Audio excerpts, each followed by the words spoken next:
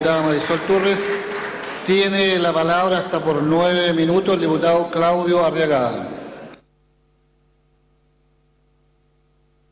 Gracias, señor presidente.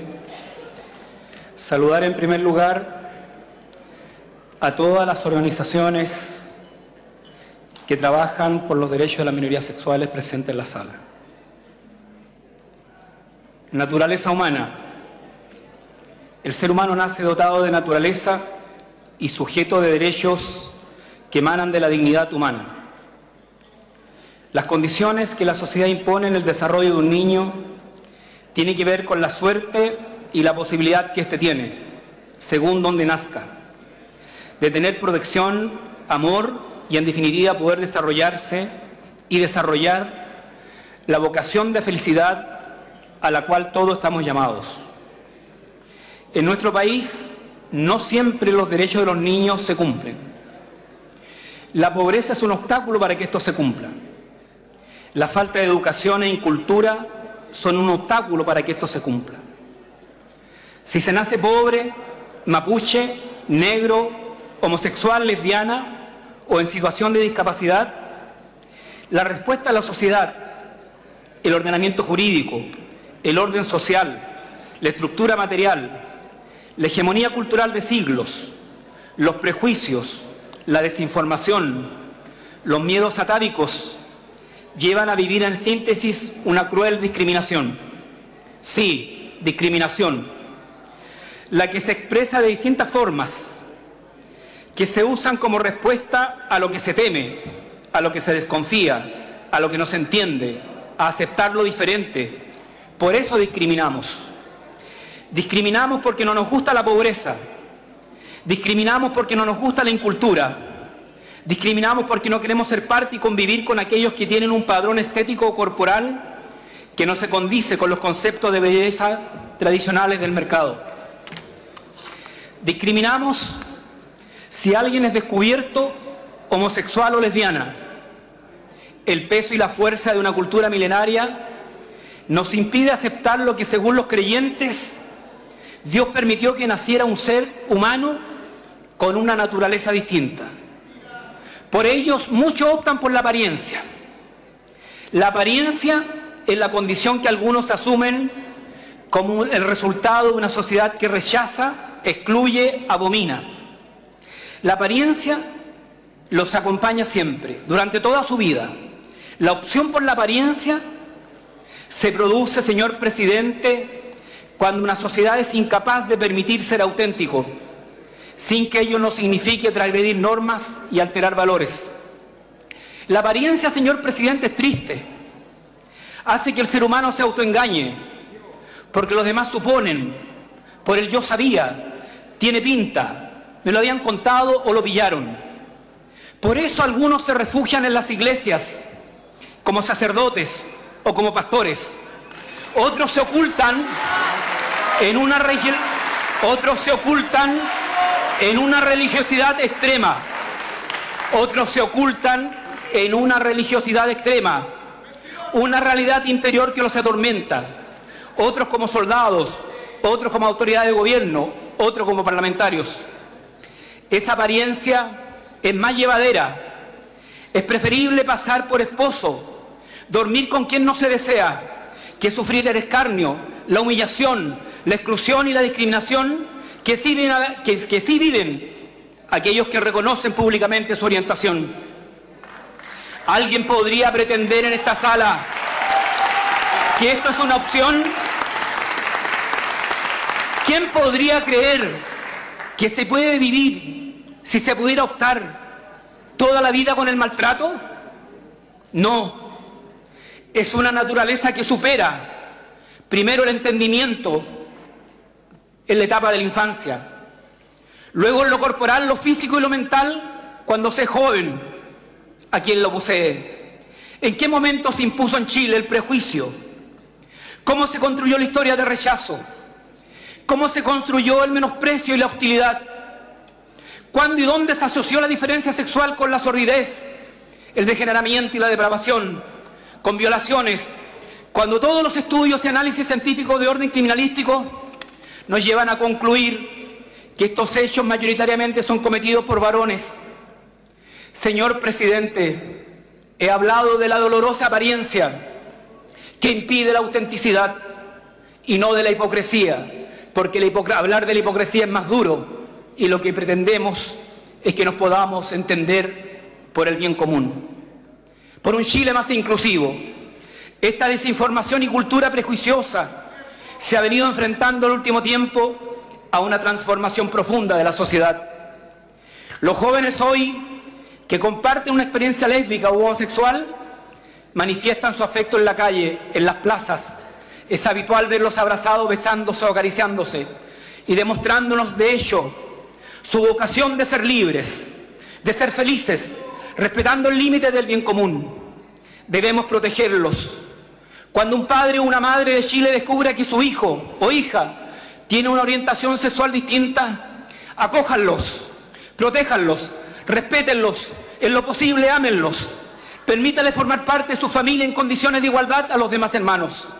La reacción de rechazo y de golpe los lleva al suicidio, al abandono, a la marginalidad. Protéjanlos, no permitan que caigan, al no estar controlados por ustedes los padres, en manos de mafias de explotación sexual, de tráfico de droga. Ayúdenlos a ser respetuosos de sus cuerpos, a ser felices, sanamente. Ayúdenlos a prevenir enfermedades de contagio sexual. Ayúdenlos cuando tienen 14, 15, 16 o 17 años a encontrar un sentido de vivir en libertad, con vocación de ser felices y con respeto a valores. Era inimaginable presenciar estas escenas hace 10 años atrás en Chile. Más aún, 20 años atrás, la consecuencia que habría tenido habría significado una golpiza, sino la muerte. La reveladora carta del hijo de un destacado hombre público nos lleva a concluir que esta realidad cruza todas las clases sociales y condiciones económicas y culturales, y está dentro de todas las instituciones. Estamos aprendiendo qué puede ocurrir que en cualquier momento y en cualquier familia nazca una persona con esta naturaleza. En el entorno más cercano puede ocurrir que las reacciones sean de rechazo, otra de acogida y de respeto. Estamos aprendiendo que es una realidad que se transforma en todos los sentidos. En numerosos países, presidente, las instituciones exclusivas de varones fueron incluyendo primero el maravilloso aporte de la mujer y luego más lentamente incorporando a personas con orientaciones sexuales distintas. Así ocurre en la Fuerza Armada de Estados Unidos, Reino Unido, Israel e incluso en Rusia. ¿Acaso la integración de estas diferencias ha desnaturalizado la esencia de esas instituciones?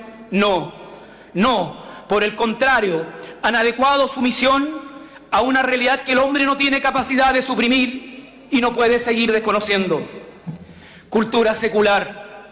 Formamos parte de una cultura secular. Cuando Chile logró la separación de la Iglesia y el Estado, el mundo laico renació. Chile es lugar de habitación y convivencia de religiones distintas, unas más desarrolladas que otras. A la hegemonía de siglos de la Iglesia Católica se fue imponiendo un necesario espacio a la diversidad religiosa, que culmina con la aprobación del reconocimiento institucional a las iglesias protestantes en nuestro país. Luego de una prolongada e histórica marginación, discriminación y negación de derechos que éstas fueron sometidas. Siento un profundo respeto por todas las iglesias, en particular por la iglesia protestante, cuya germinación y aporte pude comprobar siendo alcalde. Espero sinceramente que su desarrollo en la reflexión teológica conduzca a admirarla y respetarla, porque es una iglesia que acoge y no es una iglesia que rechaza. Somos judíos, católicos, agnósticos, musulmanes, ateos, protestantes, mahometanos. Los chilenos profesamos con libertad en nuestro país. Al formar parte de una cultura secular y al haber aprobado en este Parlamento la libertad de expresión y la libertad de profesar toda fe, y reconociendo a las iglesias el derecho a orientar desde su creencia, no se puede creer que todos sus preceptos obliguen a toda la sociedad. Creo, señor presidente, que este Parlamento ha estado asediado por quienes se sienten con el derecho a expresar a toda costa sus argumentos. Lo hacen por lo que consideran su deber, salvar y proteger al mundo y a las personas del abismo, olvidando que el tema de la fe corresponde a la conciencia personal de cada uno y Dios. Y sin embargo, algunos lo hacen de manera más cercana, a mi juicio más cerca de la forma que utilizaría Dios para convencer al ser humano, con más acogida que rechazo, con más comprensión que miedo, con más bondad que condena. Prefiero aquella forma, que dialoga, reflexiona, serena, respetuosa, no aquella que invade el silencio de los demás y que en los casos más extremos llega a la descalificación, el rechazo, la hostilidad y hasta la agresión. Compórtate de esta manera, cree en lo que te digo, haz leyes y vota aquello que yo creo que es correcto. No es la religión que Chile merece. Afirmamos con Voltaire que estoy en absoluto desacuerdo con tus ideas, pero daría gustoso mi vida por defender tu derecho a expresarlas. Por ello, señor presidente, hago un llamado a mis colegas para que retomemos el estudio del proyecto de ley en primer trámite constitucional que tipifique el delito de incitación al odio racial y religioso, del boletín 7130-07, actualmente en el Senado, y que fuera iniciativa no de ningún sector en particular. La senadora Lili Pérez, el ex senador Mariano Rodríguez Quide, un senador de la UDI, entre otros, son autores de este proyecto, que recoge doctrinas comparadas, como el ejemplo del Código Penal holandés, que en su artículo 137 dice: castiga con prisión y multa al que en público, verbalmente o por escrito o imágenes, incita al odio, a la discriminación contra las personas, a la ejecución de actos violentos contra personas o bienes de personas debido a su raza, a sus creencias, por su orientación hetero u homosexual. O también el Código Penal español, en su artículo 501-1, donde señala que los que provocaren a la discriminación, al odio, a la violencia contra grupos o asociaciones por motivos racistas, antisemitas y otros referentes a la ideología, religión o creencia, situación familiar, la pertenencia de sus miembros a una etnia o raza, su origen nacional, su sexo, su orientación sexual, enfermedad o minusvalía, será castigado con la pena de prisión de 1 año a 3 años y multa de 6 a 12 meses. El artículo 31 de la Ley 16.333 de libertad de expresión es insuficiente, presidente, en estas materias. Los últimos hechos en nuestro país, lo que vivimos en el frontis del Congreso, así lo demuestran. ¿Cómo comprender? Aprovecho la ocasión de solicitarle, por su intermedio, presidente, a los señores ministros y subsecretarios que pongan en discusión inmediata este proyecto de ley. ¿Cómo comprender y hacer propio los planteamientos de aquellos que de buena fe dicen defender la familia, insistiendo que éste es solamente aquella constituida por un hombre y una mujer? Les pregunto, con respeto, ¿qué hacemos con los hijos de la familia constituida por una madre biológica y con una pareja mujer? ¿Desconocen que existen familias lesbomaternales, que existen familias homoparentales? ¿Cómo enfrentaremos esta realidad? ¿Cómo saldrá este Parlamento democrático al encuentro de que son chilenos, que tenemos que saber responderle para garantizar el bien superior de los niños, los derechos humanos de todos los componentes de esta familia? ¿A qué nos desafía esta realidad? Debemos trabajar, presidente y estimados colegas, de manera muy seria y profunda las modificaciones a la ley de adopción y derechos de filiación para todos los tipos de familias de Chile, sin excepción. A propósito del Sínodo de los Obispos para la Familia realizado el año recién pasado en Roma, el Papa Francisco señaló que los homosexuales tenían dones y atributos que ofrecer, agregando que Dios no le tiene miedo a la novedad. Sin duda, el Papa Francisco nos ha venido a enseñar un camino de humildad en medio de una sociedad, de un mundo en que el individualismo impera sin mayores contrapesos y en el atropello también a la dignidad de las personas. ¿Alguien en esta sala se siente con la autoridad moral suficiente para desautorizar las palabras del Papa? Por otra parte, el cura obrero y defensor de los derechos humanos en dictadura, a sus 97 años de edad, en una entrevista le preguntaron por el matrimonio igualitario. Respondió que lo apruebo. El homosexual tiene derecho a amar y compartir su vida con otra persona. Si la naturaleza le pide una relación homosexual, entonces bueno, es lo que le pide la naturaleza y es legítimo, y ahí está Dios. Señor presidente, en nuestro país los datos del censo 2012 señalan que 2.072.727 personas heterosexuales han optado por vivir en pareja a través de convivencia de hecho, lo que ha representado un aumento del 10%. El mismo censo señala que optaron por vivir en convivencia con parejas del mismo sexo alrededor de 34.000 personas.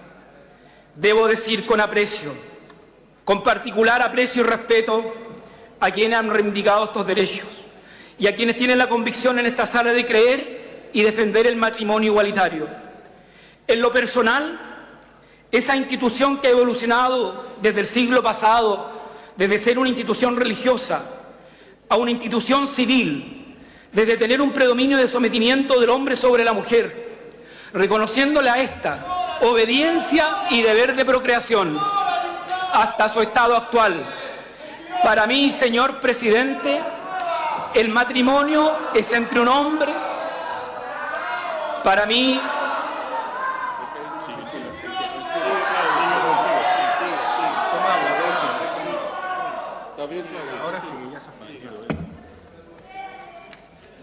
y deber de procreación hasta su estado actual. Para mí, señor presidente, el matrimonio es entre un hombre y una mujer. Para mí no es la herramienta en la cual se ejercen la plenitud de los derechos. No he evolucionado en mi pensamiento conservador, humanista, cristiano hasta ese punto. Estoy disponible para escuchar y aprender. Estoy disponible para escuchar argumentos que nos permitan dictar leyes que hagan de este país un Chile más humano, un Chile más democrático y tolerante. Hoy es un momento histórico para Chile. Hemos puesto fin a más de 2 décadas de sistema binominal y esta tarde vamos a aprobar el Pacto de Unión Civil con el esfuerzo de muchos y muchas que han aportado para construir un país más inclusivo. Hoy votaré favorablemente este proyecto. Presidente, se me viene a la memoria el joven Daniel Zamudio, quien fue brutal y cruelmente asesinado por su condición sexual. Gracias a su caso pudimos legislar una ley que condena y sanciona los hechos de discriminación. Hoy, gracias a miles de personas que lucharon durante años, vamos a legislar un pacto de unión civil para miles de chilenos que han sido excluidos y discriminados por tener una orientación distinta. Voto favorablemente a este proyecto porque tengo la convicción que es una decisión correcta, que regular los derechos patrimoniales y de cuidado personal y regular los derechos de los hijos es un avance significativo en el objetivo de construir un país más inclusivo, que en anhelo de miles de chilenos podemos construir su futuro, con certeza jurídica, junto a las personas que aman, más temprano que tarde, nos darán la razón en cuanto al fortalecimiento de las familias y las relaciones de pareja. He dicho, señor presidente.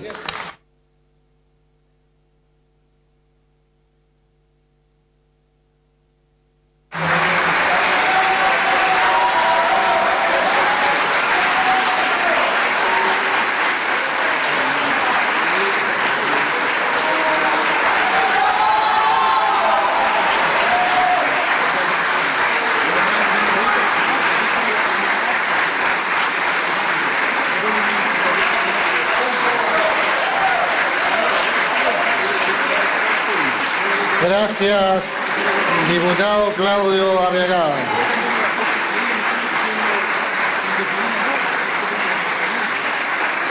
Tiene la palabra hasta por 5 minutos.